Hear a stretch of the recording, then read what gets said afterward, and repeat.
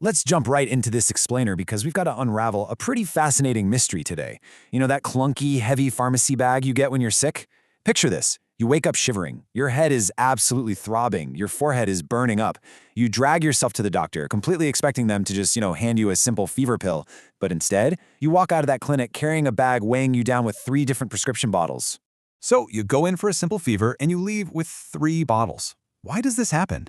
Seriously, is the doctor just trying to sell you more drugs? Or is there a deeper logic at play here? Well, it turns out there's actually a highly coordinated master plan behind this trio of medications. And once you understand it, it's going to completely change how you view your next trip to the pharmacy. Here's our roadmap for today. First up, the fever reducer. Second, the germ killer. Third, the stomach protector. Then, we are going to uncover a major plot twist before wrapping things up with a practical focus.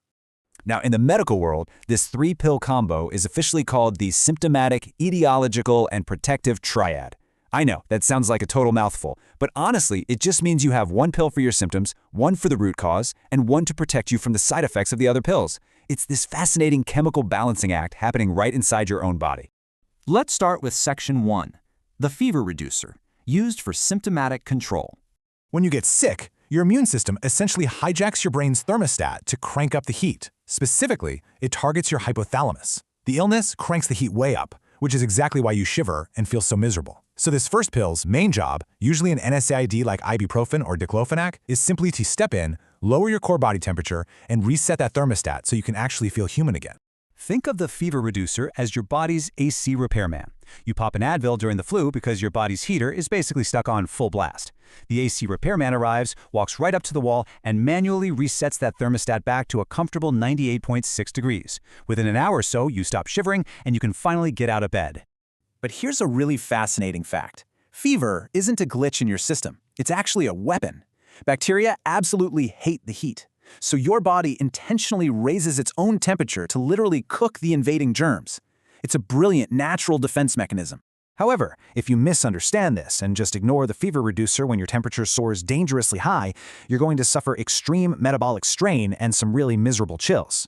A mild fever? That can be helpful, but letting a high fever run wild puts a massive, exhausting strain on your entire system.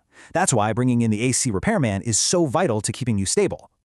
Moving on to Section 2, the germ killer, or etiological treatment. Don't let that medical jargon intimidate you. Etiological just means getting down to the root cause, so you can stop fighting and actually heal. This second bottle usually contains a broad-spectrum antibiotic, like amoxicillin or ciprofloxacin. Remember, the fever reducer only masked the symptoms, it didn't cure you.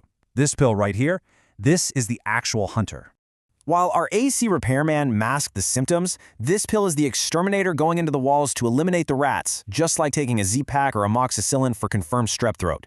The AC repairman cooled the house down so you could live in it, right? But the exterminator is the one who hunts down the pest that chewed through the wires in the first place. Without the exterminator, the core problem is never truly solved. Now here's a massively misunderstood concept and a really crucial distinction.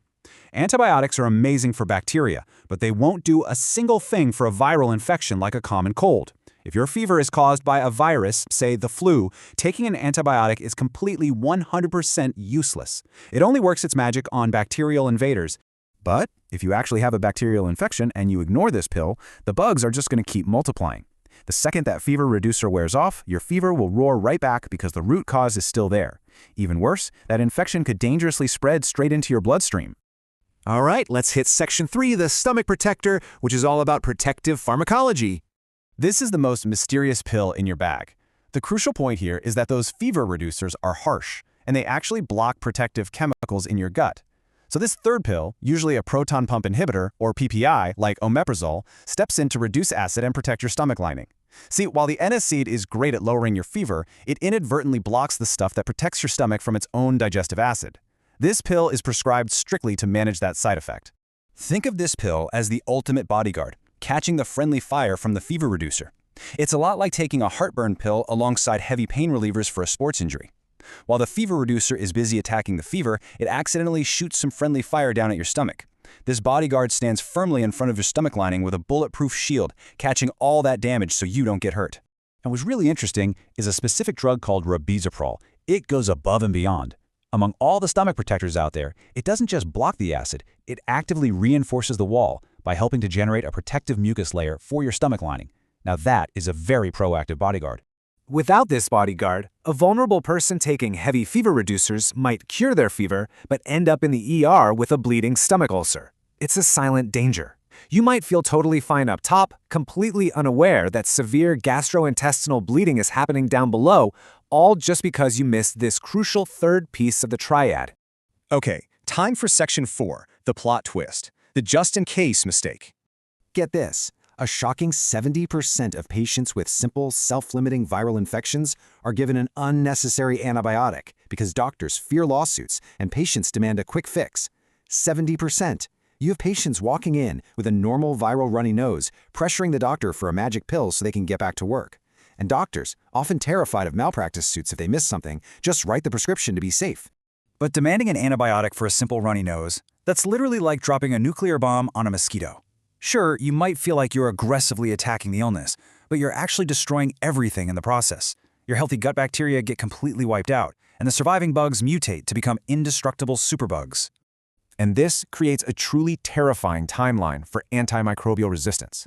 When we take these medications unnecessarily, we're basically training bacteria to outsmart our drugs. If we keep taking the 3-pill combo for every minor cold, we are going to run out of effective antibiotics. The result?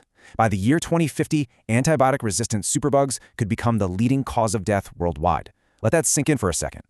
So, section 5, let's get to our practical focus. Next time you're handed 3 prescriptions, I want you to pause and ask your doctor these 3 questions to avoid that just-in-case mistake.